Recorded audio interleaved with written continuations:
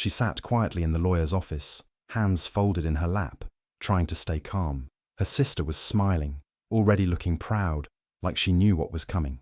The lawyer cleared his throat and began reading the will. Her sister was given a beachside villa with marble floors, a pool, and even an indoor cinema, the room filled with soft gasps and claps. Then came her turn, an empty parking lot. Her father laughed and said, "You can always sleep under it." The others laughed too, everyone except her. Her chest tightened, but she didn't let her face show it. She kept her eyes forward, pretending not to care.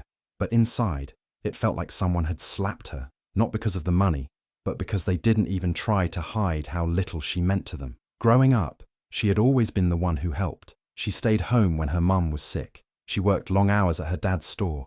She gave up college to keep the family going when the business was falling apart. Her sister, on the other hand, was always out partying, travelling, getting everything she wanted. Yet it was her who got scolded when things went wrong, and her sister who got praise for doing nothing. Even when they promised to treat them equally, deep down she always knew they wouldn't, but she still hoped. And today, that hope finally died. She looked at her mother. No sympathy, just the same cold expression. Her father looked proud of his little joke. Her sister was too busy texting someone, probably showing off her new home already. She didn't cry. She didn't speak. She just nodded like everything was fine. But inside, something changed. She was done being the quiet, good daughter, done pretending this didn't hurt. As the others laughed and talked about the villa, she stood up slowly and walked out. No one followed. They thought she was weak. They thought she would disappear, like always.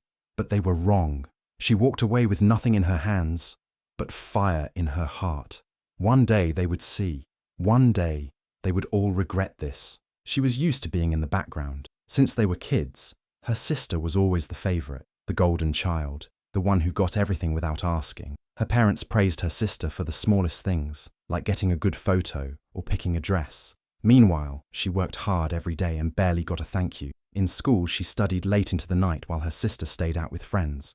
When their dad's business started falling apart, she gave up her dream of going to college. Instead, she worked 2 jobs and helped her dad at the shop just to keep the family afloat. No one asked her to. She just did it because she loved them. Still, her sacrifices were never mentioned. Her sister, on the other hand, never lifted a finger to help. She always had the newest phone, the best clothes, and expensive vacations. Every time something went wrong, her parents found a way to blame her, not the sister. It was like she didn't exist unless they needed something. Once, years ago, her father had promised that the beachside villa would belong to both daughters. He had said it was for the family and would be shared equally. She remembered how he smiled and said, "This house is for both of you girls." She believed him. That memory gave her hope, even when things were unfair.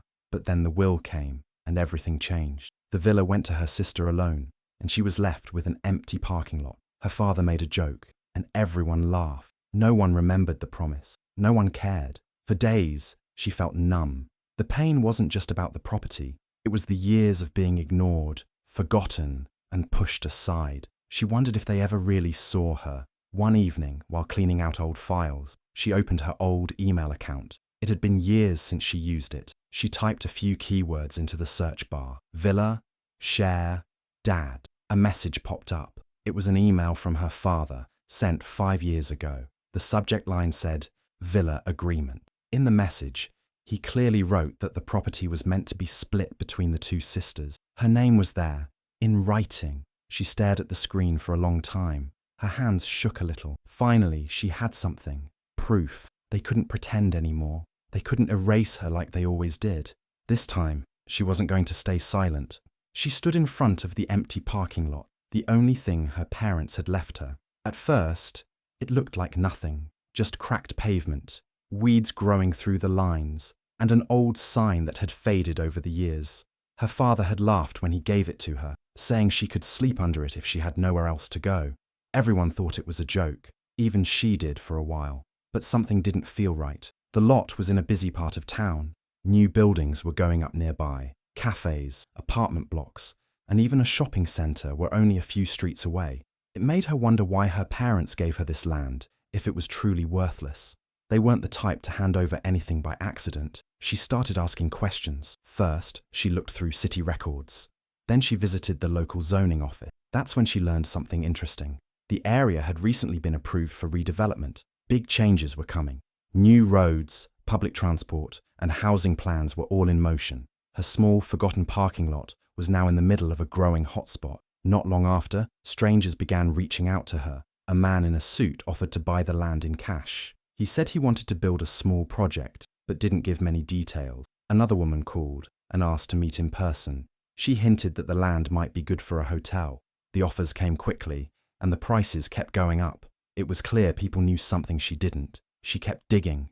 In one old city map, she saw plans for underground utilities running right under the lot, water, electricity, and even fiber lines.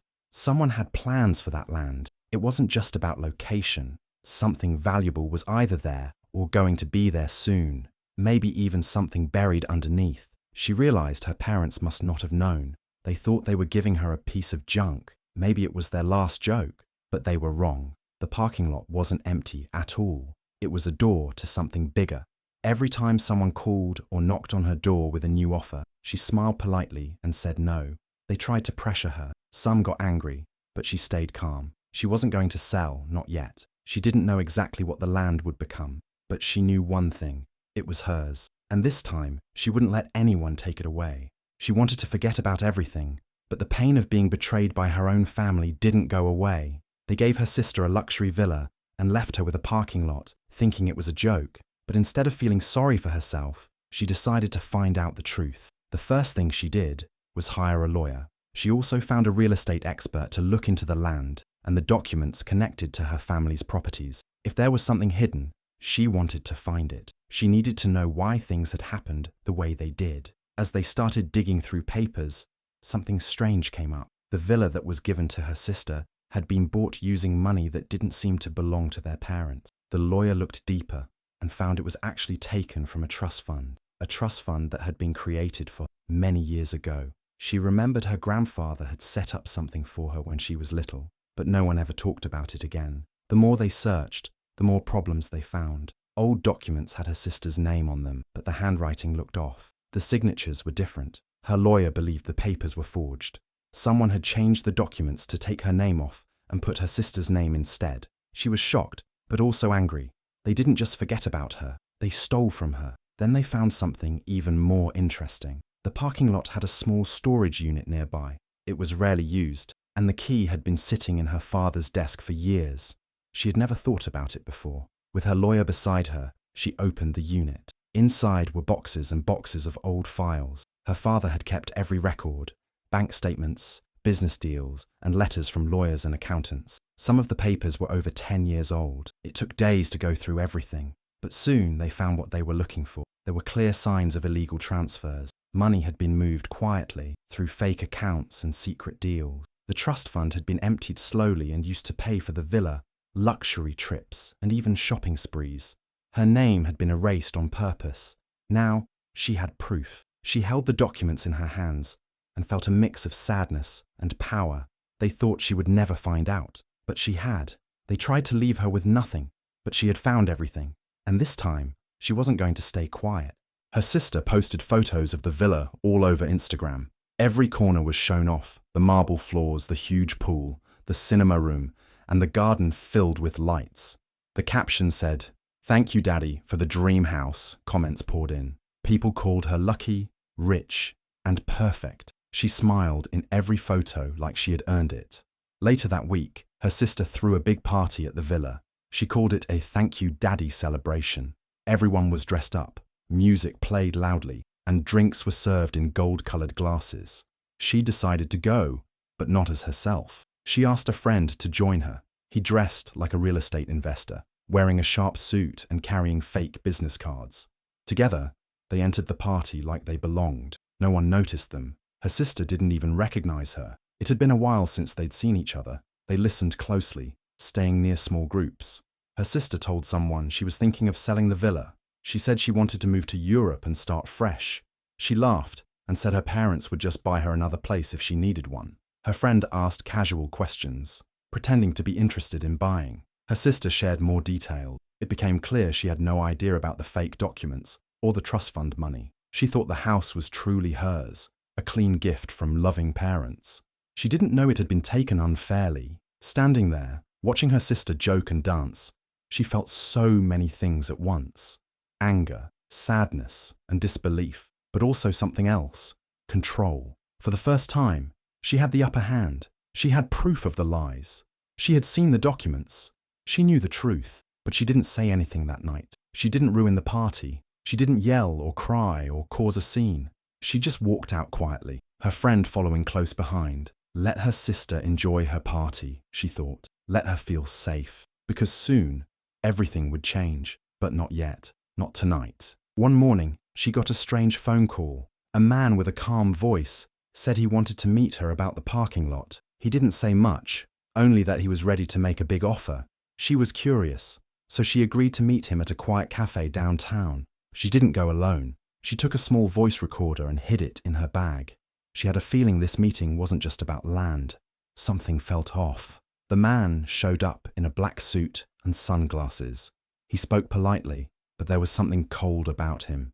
He offered her a 6-figure deal in cash, just for the parking lot, but there was one condition. She had to keep the sale quiet. No lawyers, no questions, no public records.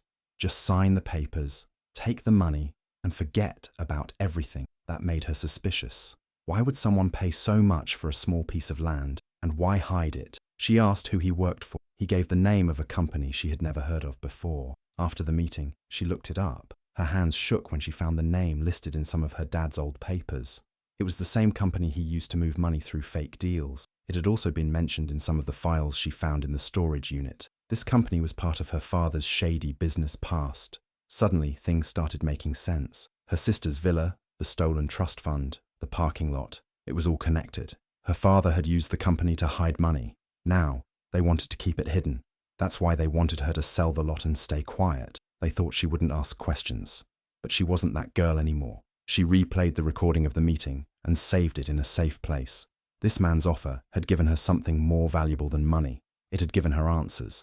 Her family had tried to erase her, but their lies were starting to fall apart. She didn't take the money. She didn't sell the land. She walked away from that cafe with her head held high and the recording in her bag. She knew she was getting closer to the truth. She had a plan now, not just to protect herself, but to make sure they couldn't hide their secrets anymore. She invited her family to dinner. She said it was for peace, a chance to talk and let go of the past. Her parents agreed. Her sister came too, dressed in expensive clothes and acting like everything was perfect. They all sat at the table like nothing had happened. Smiles were fake, words were forced. She had a plan. Hidden in her bag was a small camera. It was placed in the corner of the dining room where it could see and hear everything. She didn't want to fight. She wanted the truth to come out. Dinner started slow. Her mother talked about a recent trip. Her father joked like always. Her sister showed photos from her phone. But she stayed calm and quiet, waiting for the right moment. She began to ask small questions. "Do you remember the trust fund Grandpa left?" she said softly. Her mother looked up, but said nothing. "Funny how the money disappeared," she added with a smile. Her father waved his hand and said she was imagining things. Her sister laughed and said, "You're still on that." Then she mentioned the parking lot. "Someone offered me a lot of money for it," she said. Her father looked nervous for a second, but then smiled. "Well, it's your only gift, so take it," he said. Her mother rolled her eyes. Her sister whispered something under her breath and laughed again. That's when she reached into her bag and took out her phone. "I met someone recently," she said. "He works for the same company you used years ago, Dad." Her father stopped smiling. Her mother went quiet. She pressed play. The room filled with the voice of the man who had tried to buy her silence. He offered money, told her not to ask questions, and said the company wanted the deal done fast. Her sister's eyes grew wide. Her father's face turned red. No one said a word. She looked at each of them slowly. "I know more than you think," she said. "I've read the emails. I've seen the documents. I have everything saved." Her father tried to laugh it off again, but the sound was weak. Her sister looked away. Her mother leaned forward, eyes sharp, but voice soft. "What do you want?" her mother asked. She didn't answer right away. She just looked at the 3 people who had lied, stolen, and laughed at her pain. For the first time, they looked unsure. For the first time, they listened. And she knew this was just the beginning. She went straight to her lawyer and showed him all the papers, recordings, and emails. She had enough proof to take action. It was time to stop staying quiet. With her lawyer's help, she filed a case in court. The case was about breach of trust and forgery. Her name had been removed from documents. Her trust fund had been used without her knowledge. The villa her sister lived in had been bought with stolen money. The case moved quickly because the evidence was clear. The court froze her sister's assets, which meant she could not sell the villa or take any money out of her accounts. Everything was put on hold. News of the case spread in the city. People started talking. The villa's ownership was now under investigation, and lawyers were looking into every detail. Her sister didn't take it well. She began posting online, writing long messages about being betrayed. She told everyone that her sister was jealous and wanted to destroy the family. She shared fake stories and old pictures, trying to make herself look like the victim. Some people believed her and left angry comments. Others stayed quiet. Their parents were also upset. They called her and begged her to stop the case. They said she was ruining the family name. Her father warned her that she would regret it. Her mother cried and asked why she was doing this, but she didn't stop. She had spent years being quiet, being the forgotten child. Now she was standing up for herself. She didn't care about the gossip or the angry looks. She had the truth. Her sister had everything handed to her without earning it. She had used stolen money, lied to everyone, and still acted like she was right. But now, things were different. Even though it was hard, she didn't feel scared. She told her lawyer to keep going, no matter what. This wasn't just about the villa or the money. It was about what was taken from her, her name, her place in the family, her voice. She knew her sister would keep fighting back. She knew her parents would stay on her side, but she was ready for it. She had already lost so much. There was nothing left to fear. When people asked her if she wanted revenge, she said no. She wanted justice. And this was just the beginning.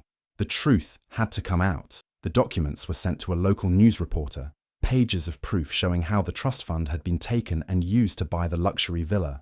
There were bank records, signed forms, and emails that clearly showed forgery and theft. The reporter responded quickly and asked to meet. Everything was explained in person, including the secret recording of the man who had tried to pay hush money. The story was published with the headline, "Family Scandal, Inheritance Stolen, Daughter Left with Parking Lot." The internet picked it up fast. Reddit threads exploded with angry comments. TikTok videos mocked the sister, calling her Villa Girl and using clips from her old Instagram stories. Her face was everywhere, but now people saw the truth. Followers dropped. Brand deals vanished.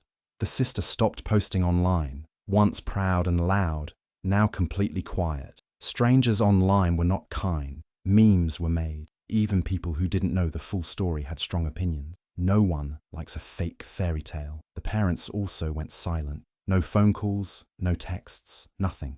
The usual controlling voices had disappeared, maybe out of guilt, maybe fear, maybe both. Then a private message came from the sister, full of long explanations, claimed no knowledge of the stolen money, blamed the parents, pleaded for a second chance, asked for everything to stop, wanted to talk privately, to settle things quietly. The message was read from start to finish. Every line felt like a lie wrapped in soft words. Easy to beg after everything was taken. Easy to ask for peace when the world finally sees the truth. A short reply was sent back. "Sign over the deed or I press charges."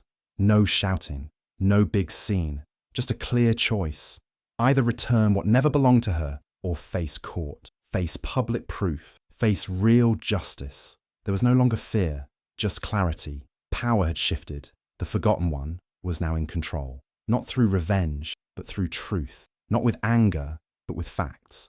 The family that once laughed at the girl with the parking lot was now silent. The sister with the villa, the parents with their secrets, cornered. This was no longer about money or property. This was about what was right. Years of silence were over. The world knew the truth. Now, it was their turn to choose. Give back what was stolen, or lose even more. The villa was silent. No music, no voices, no footsteps. Just the soft sound of the wind coming through the open windows. Standing in the doorway, the air felt cold, even though the sun was shining. Marble floors, golden lights, high ceilings. Everything looked beautiful, but it felt empty. It now belonged to the one who had been forgotten. After everything, the lies, the court papers, the truth finally coming out, the place was quiet. No laughter from fake smiles.